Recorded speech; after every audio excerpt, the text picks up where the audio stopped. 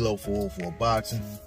All right, y'all. So back on the subject of Errol Spence Jr. and Keith Thurman potentially fighting at a weight above 147 pounds or at 154 as it's being reported. There's a lot of conversation going on out there. There's a lot of bickering back and forth, a lot of criticism, a lot of defending going on. Even myself, I came out and said that the justification from Spence's standpoint may be that he doesn't want to. He has to fight. He has to fight Keith to satisfy Heyman's demands, but and of course the WBC's demands.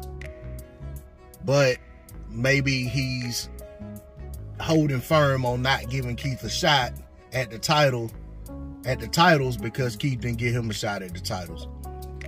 Not saying that's right, wrong, or anything like that. I'm just saying that could be the reason.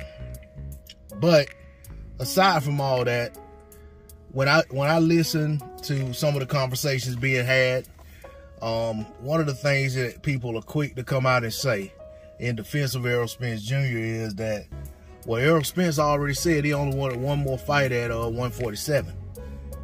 And then, of course, those criticizing him is saying that, maybe he can't make 147. That's why he's going to 54. Thurman saying he can make 47. Of course, that's what's being said anyway. I didn't hear Thurman say it. The assumption is he can make 147 if the fight, if he's the 147 mandatory. If he can't make 147 and he's the mandatory, then shame on the WBC. He played a trick on him. But to that one point, or the one talking point, one argument, one defense of, fans saying that Errol doesn't want to waste his last fight at 147 on Keith Thurman, so he's going to fight Keith Thurman at 54 and then go back down to 47 and fight Terrence Crawford. Let me say this. Errol Spence Jr. has come out and said when he fought Ugas, he talked about how easy it was to make weight by comparison to the times before, with him having this nutritionist and basically having a new strength and conditioning trainer and all the things that he's doing when he brought in this new guy, that it was easier to make the weight. He hasn't had a fight since then. Okay, that was back last April.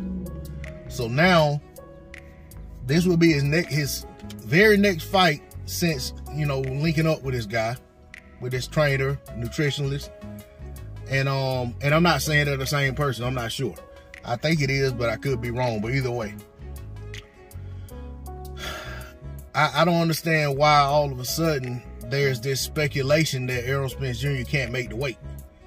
He hasn't come out and said that. Even when he was asked very recently at the Frank Martin fight, he said it's basically that it's the same as it's always been. He didn't say it was any harder. But like I said, at the Ugas fight, he said it was easier. So there stands reason to believe that he can still make the weight, just as easy, or no harder than what it already was. And the argument that, it makes sense for him to fight Thurman at 154 because he doesn't want to waste his last fight at 147 on Thurman, and then he's gonna come back down to 147 and fight Crawford. I need somebody to tell me, do y'all think it's going to be easier for Spence or any other fighter who's been fighting at a weight consistently for the last several years, say 4, 5, 6 years, to move up to the next weight class and fight at that weight, not having to come all the way down to the weight he's been fighting at, and then after that fight, come back down to the weight that he's fought at throughout most of his career? I need to know, is that the rationale and the logic and the thinking of y'all who's saying that he doesn't want to waste his last 147 fight on Thurman, but he's going to come back down to 147 after that fight and fight Crawford? To me, it doesn't make sense. I think that's a weak argument. I don't even know that he's going to fight Thurman at 54. I don't know that he's not going to fight Thurman at 47. I don't know that he's actually going to fight Thurman. And I know people come on here and say, well, Errol said this, Errol said that. Man, I hear people say all kind of stuff every day. And then I see them do all kind of other stuff that isn't in line with what they said. Errol Spence Jr., no exception. So I'm going off what I'm seeing. And the last thing I saw was Errol Spence Jr. fighting at 147 pounds.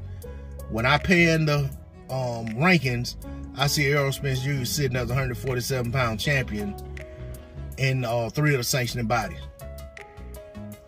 I see Errol Spence Jr. still holding on to his titles, not vacating.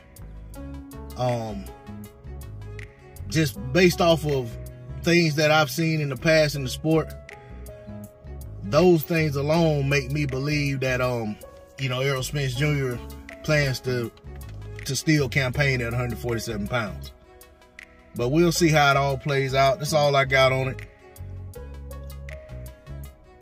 D-Lo 404 Boxing. Like, share, comment, and subscribe. I'm out. Peace.